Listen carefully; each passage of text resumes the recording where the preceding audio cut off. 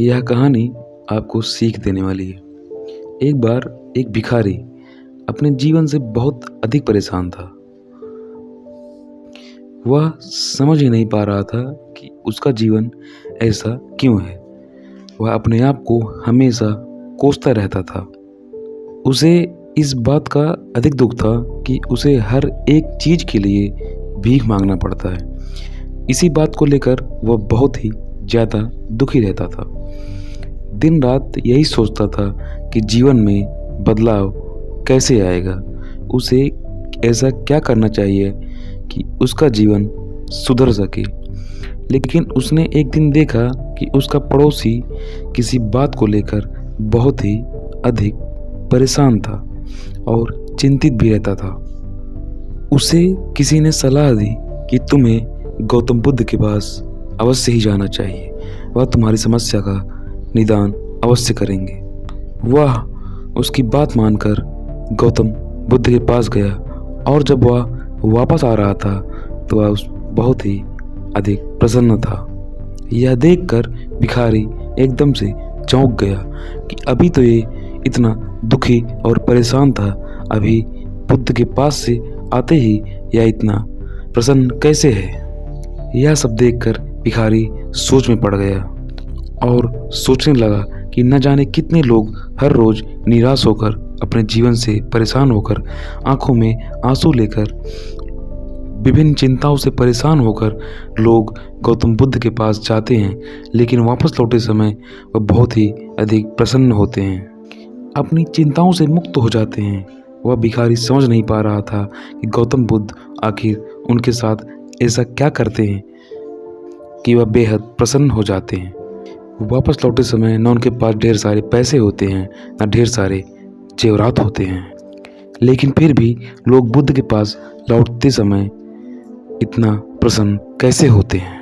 यह सब सोचकर वह भिखारी भी निर्णय लेता है कि वह भी महात्मा बुद्ध के पास अवश्य ही जाएगा और देखेगा कि ऐसा वहाँ क्या हो रहा है कि दुखी लोग उनके पास जाकर खुश हो जाते हैं।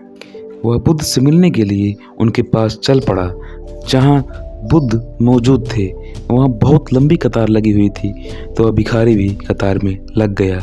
कतार में लगकर वह अपनी बारी का इंतजार करने लगा। देखते ही देखते उसकी बारी आ ही गई। वह बहुत ही उत्सुक था बुद्ध से अपनी परेशानी को साझा करने के लिए। उसने बुद्ध से कहा, बुद्ध, मैं बहुत ही गरीब हूँ, मेरे पास कुछ भी नहीं है, मुझे अपना जीवन चलाने के लिए भी दूसरों से भीख मांगनी पड़ती है।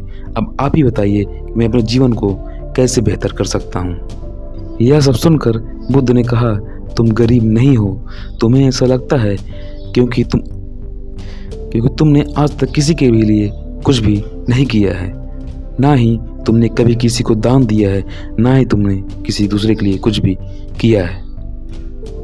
यह सब सुनकर भिखारी के मन में एक आशंका जाग उठी। अपनी आशंका को दूर करने के लिए भिखारी ने पूछा, मैं तो एक भिखारू हूँ, मैं लोगों को भला कैसे दान दे सकता हूँ और कैसे लोगों की सहायता कर सकता हूँ। मुझे तो खुद अपना जीवन चलाने के लिए दूसरों से मांगना पड़ता है, दूसरों पर निर्भर रहना पड़ता है। यह सब सुनकर भिखारी के मन में एक आशंका जाग उठी। यह सब सुनकर गौतम बुद्ध थोड़ी देर तो चुप रहे और फिर उससे बोले, तुम्हारे पास हाथ है जिससे तुम लोगों की सेवा में लगा सकते हो और इससे दूसरों का भला कर सकते हो। इसके अलावा तुम्हारे पास मुंह है जिससे तुम लोगों से अच्छी अच्छी बातें कर सकते हो और दूसरों का हौसला बढ़ा सकते हो। यह सब करके भी तुम दूसरों की सहायता कर सकते हो। जरूरी नहीं है कि दान सिर्फ पैसों से किया जाए।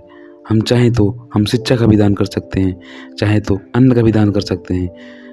ऊपर वाले ने अगर किसी को पूर्णतः अच्छा शरीर दिया है तो वह गरीब नहीं है, वह बस दिमाग से गरीब है।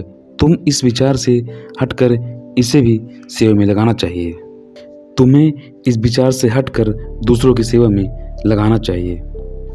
बुद्ध की यह सब बातें सुनकर वह भिखारी बहुत ही ज़्यादा प्रसन्न हुआ और उसका मन संतुष्ट हो गया। मोरल ऑफ द स्टोरी, हम सब इस बात की चिंता में समय बर्बाद कर देते हैं कि हम गरीब हैं, लेकिन यह सत्य नहीं है। सत्य तो यह है कि जब हमारा शरीर पूरी तरह से स्वस्थ है तो हम उसका उपयोग करके बहुत ही आगे बढ़ सकते हैं और खुद के जीवन को बहुत ही बेहतर बना सकते हैं। अगर कोई व्यक्ति सिर्फ अपनी गरीबी पर ध्यान देता है और उसे बदलने की कोशिश ना करे तो वह बहुत ही बड़ा मूर्ख है। इसके अलावा भी हमें इस कहानी से यह सीख मिलती है कि दान सिर्फ धन का ही नहीं, शिक्षा, भोजन, अच्छे विचार आदि का भी करना चाहिए। अगर आपके पास धन नहीं है तो आप शिक्षा का दान कर सकते हैं या फिर आप दूसरों के लिए अच्छे विचारों का भी दान कर सकते हैं। इससे समाज बेहतर होता है